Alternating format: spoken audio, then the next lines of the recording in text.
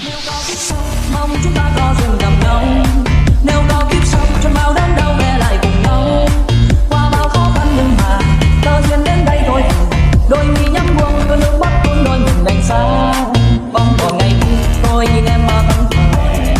Dáng hình gần đây, nhưng sao sao hồn theo gió mây. Mấy khi mà có duyên gặp được nhau, thế mà chẳng bên nhau được lâu. Uống say để cô quên thành mau, mà sao đang vẫn say tình cảm nhau. Để rơi rơi mắt đoàn lệ rơi rơi. Giờ trên tay anh gì anh cô vợ hiền. Mới ngày nào còn huyền, mỗi mai nhớ ngày nào còn ngày mai mãi đầu. Mà giờ đây xa xa cánh chừng ngồi người một nơi. Trời đành xuân anh đóa hoa mà bờ vai rung rung. Trần mây đen về xa cây lá buồn. Ước gì giờ này nói chuyện cùng em nhưng này chỉ còn tôi là người xem. Tôi xin duyên kiếp sau vẫn còn.